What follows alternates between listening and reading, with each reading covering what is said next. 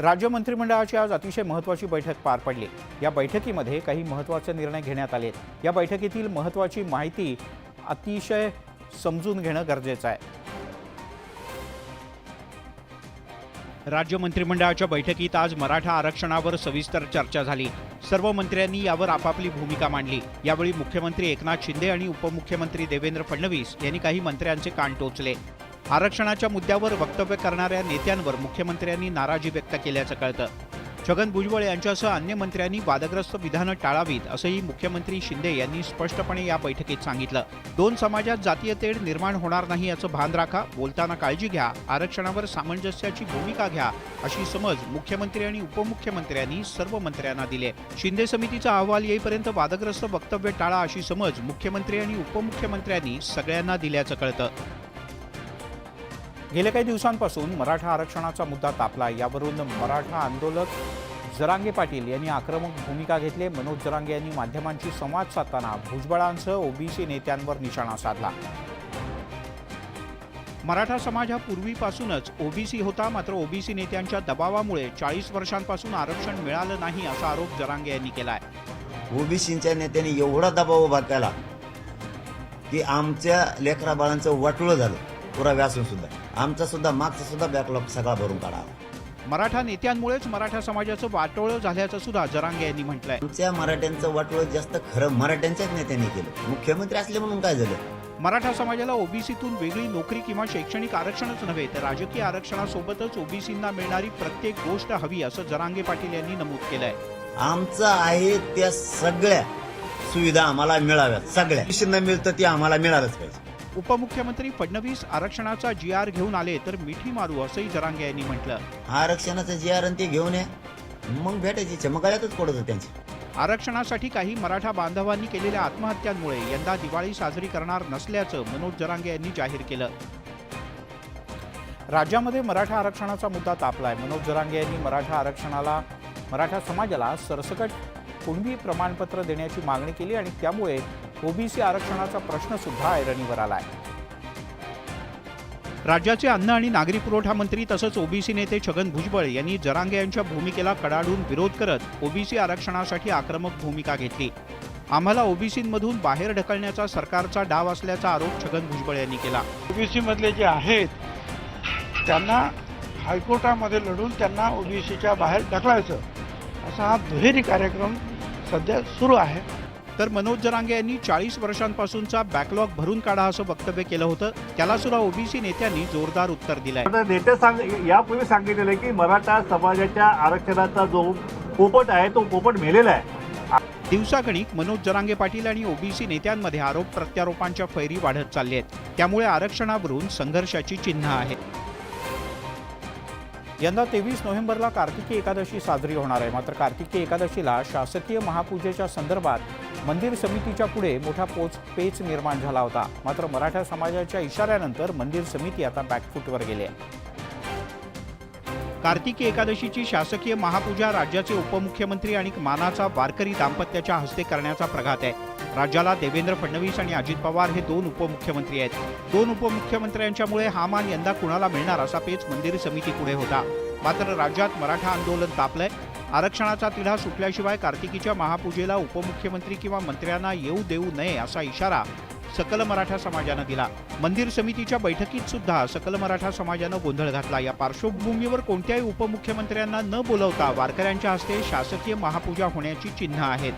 काही यंदा वारकऱ्याच्या हस्ते पूजा होऊ शकते नुसतं सांगता येत नाही। वातावरण तसं राहील तर होऊ शकतं। समन्वयानं जर काही घडलं तर उपमुख्यमंत्री येऊ शकतात। मराठा समाजाच्या इशाऱ्याबद्दल मंदिर समिती विधी आणि न्याय खात्याला कळवणार आहे। त्यानंतर सरकारकडून येणाऱ्या सूचनेनुसार निर्णय घेतला जाईल असं मंदिर समितीकडून जाहीर करण्यात आलंय। राज्यामध्ये आरक्षणाचा मुद्दा पेटलाय। धनगर समाज सुद्धा आरक्षणासाठी चांगलाच आक्रमक झाला असून धनगर समाजाचा एसटी प्रवर्गात समावेश करण्याबद्दल 12 तारखेपूर्वी निर्णय घ्या, नाहीतर मंत्र्यांना राज्यात फिरू देणार नाही असा इशारा धनगर समाजानं दिलाय। धनगर समाजाचा एसटी प्रवर्गात समावेश करा या मागणीसाठी बीडमध्ये भंडारा उधळत हातात कुऱ्हाड घेऊन हजारो धनगर बांधव रस्त्यावर उतरले। बीडच्या जिल्हाधिकारी कार्यालयावर जिल्ह्यातल्या सकल धनगर समाजाच्या वतीनं मोठा मोर्चा काढण्यात आला। 12 तारखेच्या अगोदर धनगर आरक्षणाचा निर्णय घेतला नाही तर एकाही मंत्र्याला रस्त्यावर फिरू देणार नाही असा इशारा धनगर समाजाचे नेते भारत सोनर यांनी दिलाय. आणि आमचा आरक्षणाचा प्रश्न सोडवला नाही तर या मंत्र्याला आम्ही या रस्त्यावर फिरू देणार नाही आणि येणाऱ्या काळात 2024च्या निवडणुकीत धनगर समाजाचा हवाडा काय असतोय हे दाखवलं. एसटी प्रवर्गात धनगर समाजाचा समावेश करावा यासाठी धनगर समाज आक्रमक झाल्याचं चित्र बीडमध्ये पाहायला मिळालं. मुंबईतल्या प्रसिद्ध अशा एअर इंडियाच्या इमारतीच्या बद्दल राज्य सरकारनं एक मोठा निर्णय घेतला आहे. मुंबईतील एक महत्त्वाचं केंद्र असलेली एअर इंडियाची इमारत राज्य सरकार लवकरच ताब्यात घेणार आहे. त्याचप्रमाणे राज्य निर्यात प्रोत्साहनपर अनुदान सुद्धा देणार आहे. राज्य मंत्रिमंडळाच्या बैठकीत अनेक महत्त्वाचे निर्णय घेण्यात आले. धनगर समाजाच्या उन्नतीकरता योजना प्रभावीपणे राबवण्याचा निर्णय घेण्यात आला असून या योजनेचं संनियंत्रण करण्यासाठी शक्ती प्रदत्त समिती स्थापन करण्याचा निर्णय घेण्यात आला आहे. नरिमन पॉइंट इथली एअर इंडियाची इमारत लवकरच ताब्यात घेण्याकरता राज्य सरकार पावलं उचलणार आहे. एअर इंडियाचे सर्व अनर्जित उत्पन्न आणि दंड माफ करण्याचा निर्णय सरकारनं घेतला आहे. त्याचबरोबर राज्य निर्यात प्रोत्साहन धोरण मंजूर करण्यात आलं असून यासाठी 4,250 कोटी रुपयांची तरतूद करण्यात आली आहे. ऐतिहासिक वास्तू आहे एअर इंडिया. ती एअर इंडिया वास्तू देखील महाराष्ट्र शासनाने घेण्याचा निर्णय आज या मंत्रिमंडळाच्या बैठकीमध्ये घेतलेला आहे. आश्रमशाळांमध्ये शिक्षकांची रिक्त असलेली 282 पदं भरण्याचा निर्णय घेण्यात आला आहे. त्याचप्रमाणे मॉरिशसमध्ये महाराष्ट्राची माहिती देणारं पर्यटन केंद्र आणि बहुउद्देशीय संकुल उभारण्याचा निर्णय सुद्धा सरकारनं घेतला आहे. कोरोना काळातील कथित बॉडी बॅग घोटाळा प्रकरणी किशोरी पेडणेकर यांची ईडीची चौकशी होणार आहे. यावरून आता शिंदेंच्या शिवसेनेच्या शीतल म्हात्रे यांनी पेडणेकर यांच्यावर निशाणा साधलाय. यामुळे ईडी चौकशीच्या आधीच म्हात्रे आणि पेडणेकर यांच्यामध्ये चांगलीच जुंपली आहे. कथित बॉडी बॅग घोटाळा प्रकरणी किशोरी पेडणेकर यांची आता ईडीकडून चौकशी होणार आहे. यावरून शिंदे यांच्या शिवसेनेनं त्यांना चिमटे काढायला सुरुवात केली आहे. शिवसेनेच्या नेत्या शीतल म्हात्रे यांनी पेडणेकर यांची दिवाळी आता जेलमध्येच जाणार असा ट्विट केला आणि त्यांना डिवचलाय. शीतल म्हात्रे यांच्या टीकेवर किशोरी पेडणेकर यांनी जशास तसं उत्तर दिलंय. ते जेव्हा महापौर होत्या, मुंबईच्या माजी महापौर म्हणून त्यांनी जे काम करायला हवं होतं करोनामध्ये ते न करता नौटंकी जास्त केली त्यांनी. मृतांच्या टाळूवरचं लोणी खाणं म्हणजे काय असतं हे त्यांनी दाखवून दिलं. मुळामध्ये भान हरपलेली बाई झाली आहे. त्यामुळे मी एकदाच आता कसं आहे सतत घाणेरडं करणं तर तुझं सत्य काय ते. ईडीनं देखील पेडणेकर यांच्या विरोधात चौकशीचा फास आवळलाय. पेडणेकर यांच्या अडचणींमध्ये वाढ होणार आहे. त्याच वेळेला सत्ताधाऱ्यांच्याकडून उद्धव ठाकरे यांना टार्गेट करण्यासाठी पेडणेकर यांच्यावर टीकेची झोड उठवली जाण्याची शक्यता आहे. त्यामुळे या संघर्षात पुढे काय काय होतं हे पाहणं अत्यंत महत्त्वाचं आहे. राज्याच्या विविध भागात अवकाळी पाऊस झाला. अरबी समुद्रात अचानक कमी दाबाचा पट्टा तयार झाल्यानं काही भागात पावसानं हजेरी लावली. मात्र या पावसाच्यामुळे शेतकऱ्यांचं अनेक ठिकाणी नुकसान झालंय. सिंधुदुर्ग जिल्ह्यातल्या बहुतांश भागात रात्रीपासून पावसाची संततधार सुरू आहे. काही ठिकाणी संततधार तर काही ठिकाणी मुसळधार पाऊस कोसळत असल्यानं बळीराजा चिंतातूर झालाय. हातातोंडाशी आलेलं भाताचं पीक वाया जाण्याची भीती बळीराजाला आहे. कोल्हापूर जिल्ह्याच्या ग्रामीण भागात रिमझिम पावसाची हजेरी पाहायला मिळाली. राधानगरी भुदरगड तालुक्यात रिमझिम पाऊस सुरू असल्यानं भात पिकाच्या कापणीला फटका बसलाय. सांगलीच्या पलूस आणि जत तालुक्यात विजांच्या कडकडाटासह अवकाळी पाऊस बरसला. त्यामुळे द्राक्ष आणि डाळिंब बागांसह अन्य पिकांना फटका बसण्याची शक्यता आहे. साताऱ्यातल्या कराड आणि पाटणमध्ये पावसानं हजेरी लावली. त्यामुळे ऊसतोड मजुरांची तारांबळ उडाली आहे. तिकडे पंढरपूर मंगळवेढ्यात पावसानं हजेरी लावली. ज्वारी उत्पादनासाठी हा पट्टा प्रसिद्ध आहे. त्यामुळे हा पाऊस ज्वारीसाठी मात्र लाभदायक ठरू शकतो. राज्यातील जवळपास 35 लाख शेतकऱ्यांना दिवाळीच्या तोंडावर मोठा दिलासा मिळाला आहे. राज्यातील पीक विमा कंपन्यांनी पहिल्या टप्प्यात सुमारे 1700 कोटी रुपये पीक विमा अग्रिम वितरण करण्यास मंजुरी दिली. ही रक्कम वितरित करण्यास अद्याप सुरुवात झाली असून दिवाळीपूर्वी पीक विम्याची रक्कम शेतकऱ्यांच्या खात्यात जमा होईल. राज्याच्या काही भागात अतिवृष्टीच्यामुळे तर काही भागात पावसानं ओढ दिल्यामुळे शेतकऱ्यांच्या पिकाचं मोठं नुकसान झालं होतं. शेतकऱ्यांनी पीक विमा काढला असल्यानं त्यांना दिलासा मिळालाय. अंतरिम नुकसान भरपाई अंतर्गत विविध जिल्हा प्रशासनानं संबंधित पीक विमा कंपन्यांना 25% अग्रिम पीक विमा देण्याचा आदेश दिला होता. यानुसार विमा कंपन्यांनी 1700 कोटी रुपये रक्कम देण्याचं मान्य केलंय. ही रक्कम शेतकऱ्यांच्या खात्यात जमा होणार आहे. राज्यातील 35,08,000 शेतकऱ्यांच्या खात्यावर 1,700 कोटी रुपये हे अग्रिम पीक विम्याची रक्कम वितरित करण्यास आजपासून सुरुवात झालेली आहे. राज्यातील जवळपास 35,08,000 शेतकऱ्यांना या अग्रिम विम्याची रक्कम मिळणार असल्यानं दिवाळीपूर्वी त्यांना मोठा दिलासा मिळणार आहे. अत्यल्प पावसामुळे मराठवाड्यातल्या काही भागात दुष्काळी परिस्थिती निर्माण झाली. त्यातच जायकवाडी धरणात सुद्धा अत्यल्प पाणीसाठा आहे. या पार्श्वभूमीवर मराठवाड्यातल्या ग्रामस्थांसाठी एक दिलासादायक बातमी समोर आली आहे. मराठवाड्याला हक्काचं पाणी मिळण्याचा मार्ग मोकळा झालाय. नाशिक अहमदनगर जिल्ह्यातल्या धरणातून जायकवाडी धरणाकरता 8.603 TMC पाणी सोडण्याच्या गोदावरी मराठवाडा पाटबंधारे विकास मंडळाच्या निर्णयाला स्थगिती देण्यास उच्च न्यायालयानं नकार दिला. जायकवाडी धरणात पाणी सोडण्यास नाशिक आणि नगर जिल्ह्यातल्या लोकप्रतिनिधींनी विरोध केला होता, तर मराठवाड्यातल्या लोकप्रतिनिधींनी हक्काचं पाणी मिळालंच पाहिजे अशी भूमिका घेतली. मात्र कोर्टाच्या निर्णयानं मराठवाड्यातल्या जनतेला दिलासा मिळणार आहे. मराठवाड्याला आता न्याय मिळेल.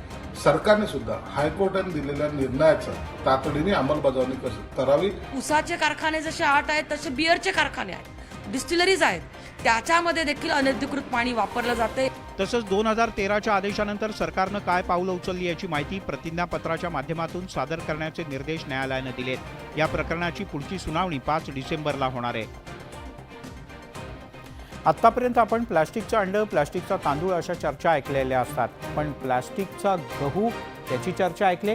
ही चर्चा आता सुरू झाली आहे ती कोल्हापूर जिल्ह्यातल्या खुपिरे गावात. या गावात प्लास्टिकच्या गव्हाचा पुरवठा केला जात असल्याचा आरोप होतोय. कोल्हापूर जिल्ह्यातल्या खुपिरे गावातल्या रेशनवर मिळालेल्या गव्हाच्या पोळ्या खाल्ल्यानंतर तिघांना पोटदुखी, उलट्या आणि जुलाब असा त्रास होऊ लागला. रेशन धान्य दुकानात अंत्योदय योजनेच्या अंतर्गत दिलेल्या गव्हात प्लास्टिक मिश्रित गहू सापडला असल्याचा इथल्या ग्रामस्थांचा आरोप आहे. गव्हाच्या पिठापासून तयार केलेल्या चपात्या खाल्ल्यानंतर तिघा जणांना त्रास होऊ लागल्याचं त्यांचं म्हणणं आहे. रेशनवर दळून आणलेलं पीठ पाण्यात नीट मिसळत नाही आणि प्लास्टिक सारखं विचित्र असतं असा आरोप सुद्धा गावकऱ्यांनी केला आहे. धुतल्यानंतर ते खाली पीठ आहे ते खाली जात होतं आणि जे प्लास्टिक आहे ते माझ्या हातातच राहिलं होतं, वरतीच राहत होतं ते. त्याच्यानंतर लक्षात आलं की बाबा हे गव्हामध्ये प्लास्टिक मिक्स आहे. इथल्या रेशनच्या दुकानातून पुरवठा होत असलेल्या गव्हाची आणि पिठाची सखोल चौकशी व्हावी अशी मागणी गावकऱ्यांनी केली आहे. भारतानं तंत्रज्ञानापासून ते अवकाशापर्यंत भरारी घेतली आहे, मात्र आजही अनेक तालुके आणि जिल्ह्यात साधा रस्ता आणि आरोग्याच्या सुविधा सुद्धा पोहोचू शकलेल्या नाहीत. यावर सुद्धा प्रकाश पडतो. याचा नेमका फटका सामान्य नागरिकाला सहन करावा लागतोय. याचीच प्रचिती वाशिम जिल्ह्यात आली असून आरोग्य प्रशासनाचा भोंगळ कारभार समोर आलाय. आसेगाव पेन आरोग्यवर्धिनी उपकेंद्रात आरोग्य कर्मचारी नसल्यानं गर्भवती महिलेची रस्त्यातच प्रसूती झाल्याची घटना घडली आहे. या उपकेंद्रात कायमस्वरूपी केवळ एक आरोग्य सेविका आणि एक कंत्राटी डॉक्टर तसंच एक कंत्राटी आरोग्य सेविका आहेत. मात्र कंत्राटी अधिकारी आणि कर्मचाऱ्यांचं आंदोलन सुरू असल्यानं उपकेंद्रात एकही अधिकारी किंवा कर्मचारी नव्हता. त्यामुळे महिलेला प्रसूतीसाठी दुसऱ्या रुग्णालयात नेलं जात असता तिची रस्त्यातच प्रसूती झाली. इथं कोणतीही नर्स हजर नसल्यामुळं मी माझी पोरीची डिलिव्हरी मी वाशिमला नेता वेळेसच त्या ब्रिज खाली डिलिव्हरी झाली. माझ्याकडे वाहनाची व्यवस्था नसल्यामुळे व दवाखान्याची ॲम्ब्युलन्स उपलब्ध नसल्यामुळे मी आसेगाव पेन इथे पोहोचू शकत नव्हती. विविध आरोग्य सुविधांचा डंका एकीकडे वाजवला जातोय, मात्र ग्रामीण भागातल्या नागरिकांना सुविधांच्या अभावी अनेक समस्यांना सामोरं जावं लागतंय. त्यामुळे वाशिमच्या या घटनेमुळे आरोग्य विभागाच्या कार्यप्रणालीवर प्रश्नचिन्ह उपस्थित केलं जात आहे. जुन्या पेन्शनच्या मुद्द्यावरून पुन्हा एकदा सरकारी कर्मचारी आक्रमक झालेत. राज्याच्या विविध भागात सरकारी कर्मचाऱ्यांनी या प्रश्नावर आंदोलन सुरू केलंय. लवकरात लवकर जुन्या पेन्शनच्या मुद्द्यावर निर्णय घेण्याची मागणी सरकारी कर्मचाऱ्यांनी केली आहे. जुन्या पेन्शनच्या मागणीसाठी शासकीय कर्मचारी पुन्हा एकदा आक्रमक झालेत. सरकारचं लक्ष वेधण्यासाठी शासकीय कर्मचाऱ्यांनी माझं कुटुंब माझं पेन्शन अशी घोषणा देत पुण्याच्या सेंट्रल बिल्डिंगच्या कार्यालयावर मोर्चा काढला. शेकडोंच्या संख्येनं कर्मचारी या आंदोलनात सहभागी झाले होते. जुन्या पेन्शनच्या मागणीसाठी अहमदनगर जिल्हाधिकारी कार्यालयावर सुद्धा मोर्चा काढण्यात आला होता. सरकारनं आमच्या मागण्या मान्य केल्या नाहीत तर राज्यातील लाखो कर्मचारी सामूहिक संपावर जातील असा इशारा यावेळी देण्यात आला. आम्ही ठरवलंय की कुठल्याही परिस्थितीत आम्ही थांबणार नाहीत, कुठल्याही परिस्थितीत आम्ही पेन्शन मिळून घेऊ अशी आमची श्रद्धा आहे. तरही जर सरकारने जुनी पेन्शन योजना लागू करण्याचा निर्णय घेतला नाही तर राज्यातील 17 लाख कर्मचारी 14 डिसेंबरपासून बेमुदत संपावर जातील. हिंगोली, नांदेड आणि साताऱ्यासह राज्याच्या विविध जिल्ह्यांमध्ये राज्य सरकारी कर्मचाऱ्यांनी जुन्या पेन्शनच्या मागणीसाठी आंदोलन सुरू केलंय. एकूणच जुन्या पेन्शनच्या मुद्द्यावरून सरकारी कर्मचारी आक्रमक झाल्याचं दिसून येत आहे. इकडे आशा वर्कर्सनी आज राज्याच्या विविध भागात जोरदार आंदोलन केलं. नाशिकमध्ये आशा वर्कर्सनी रास्ता रोकोही केला, तर जळगावमध्ये सुद्धा राष्ट्रीय आरोग्य अभियान कंत्राटी अधिकारी आणि कर्मचाऱ्यांनी जोरदार आंदोलन केलं. नाशिकमधील आशा वर्कर्सनी रास्ता रोको आंदोलन केलं. नाशिक जिल्हा परिषदेच्या समोर हे आंदोलन करण्यात आलं. यावेळी त्यांनी पोलिसांची वाहनं रोखत या वाहनांना घेरावही घातला. आशा कर्मचाऱ्यांना देण्यात येणारं ऑनलाईन काम बंद करावं, तसंच आशा वर्कर्सना विमा कवच मिळावं यासाठी हे आंदोलन करण्यात आलं. तर जळगावात सुद्धा राष्ट्रीय आरोग्य अभियान कंत्राट अधिकारी आणि कर्मचाऱ्यांच्या वतीने जिल्हा परिषदेच्या समोर बेमुदत कामबंद आंदोलन सुरू करण्यात आलंय. या आंदोलनाचा तिसरा दिवस असून जोपर्यंत मागण्या मान्य होत नाहीत तोपर्यंत आंदोलन सुरूच राहणार असल्याचा इशारा कर्मचाऱ्यांनी दिलाय. कोरोनाच्या संकट काळात काम करणाऱ्या 850 कर्मचाऱ्यांनी बोनसच्या मागणीवरून ठाणे महापालिकेसमोर कामबंद आंदोलन केलं. ऐन दिवाळीच्या तोंडावर मंचर शहरात मध्यरात्रीत 7 जणांच्या टोळीनं एका ज्वेलर्सवर सिने स्टाईल दरोडा टाकला. मात्र नागरिक आणि मंचर पोलिसांच्या सतर्कतेमुळे दरोडेखोरांना ताबडतोब पकडण्यात आलं. पोलिसांनी 5 जणांना मुद्देमालासह अटक केली आहे. मंचर शहराच्या बाजारपेठेत भरवस्तीत उत्तम भाग्य ज्वेलर्स हे सोन्या चांदीचं दुकान आहे. 7 दरोडेखोर ड्रेनेजच्या पाईपवरून 3 मजली इमारतीवर चढले. वरचा दरवाजा तोडून जिन्यानं ते खालती असलेल्या सोन्या चांदीच्या दुकानात आले. दुकानाचे सायरन बंद करून सीसीटीव्ही कॅमेऱ्याचं तोंड फिरवण्यात आलं. या दुकानातील सोन्या चांदीच्या दागिन्यांसह रोख रक्कम घेऊन दरोडेखोर पळून जाण्याच्या प्रयत्नात होते. मंचर शहरातल्या जागरूक नागरिकांच्या सतर्कतेमुळे 7 जणांची टोळी दुकानात असतानाच मंचर पोलिसांनी 5 जणांना सिने स्टाईल घटनास्थळीच अटक केली. जे 2 जण फरारी आहेत त्यांना ताब्यात घेऊन त्यांच्याकडे काही मुद्देमाल मिळून येतो किंवा काय याबाबत तपास पुढे आमचा चालू आहे. या घटनेत 2 जण पळून जाण्यात यशस्वी झाले. 5 दरोडेखोरांच्याकडून 18 किलो 710 ग्रॅम चांदी, 2 किलो 22,000 रोकड आणि 5 तोळे सोनं असा मुद्देमाल ताब्यात घेण्यात आलाय. तसंच कोयते, गॅस कटर आणि इतर साहित्य सुद्धा पोलिसांनी हस्तगत केलं आहे. कोल्हापूरच्या पंचगंगा नदीला प्रदूषणाचा मोठा विळखा पडलाय. शिरोळ तालुक्यामध्ये पंचगंगा नदी इतकी प्रदूषित झाली आहे की माशांचा श्वास गुदमरल्यानं अनेक ठिकाणी मृत माशांचा खच पडलाय. पंचगंगेला पडलेला प्रदूषणाचा विळखा सुटणार तरी कधी असा प्रश्न विचारला जातोय. कोल्हापूरची पंचगंगा प्रदूषित झाल्यानं शिरोळ तालुक्यातल्या बंधाऱ्याच्या जवळ अनेक मासे मृत झाल्याची घटना समोर आली आहे. मोठ्या प्रमाणात पाणी प्रदूषित झाल्यानं परिसरात मृत माशांचा खच पडला, तर अनेक मासे मृत झाल्यानं पाण्यावरती तरंगत राहिले. तसंच या ठिकाणी मोठी दुर्गंधी सुद्धा पसरली. गेल्या 2 ते 3 वर्षांपासून हाच प्रश्न सातत्यानं भेडसावतोय. प्रदूषण नियंत्रण मंडळ केवळ कागदोपत्री खेळ खेळत असून कारवाई काहीच होत नाही. यामुळे परिसरातल्या नागरिकांनी नाराजी व्यक्त केली आहे. मराठा आरक्षणाचा मुद्दा पेटलेला असतानाच ओबीसी आरक्षणाला उच्च न्यायालयात आव्हान देण्यात आलंय. ओबीसी आरक्षण अवैध असल्याचा दावा करण्यात आलाय. हा दावा नेमका कुणी केलाय आणि त्यामुळे राजकारण कसं तापणार आहे पाहणार आहोत आज रात्री 8 वाजता एका स्पेशल रिपोर्टमध्ये फक्त न्यूज 18 लोकमतवर.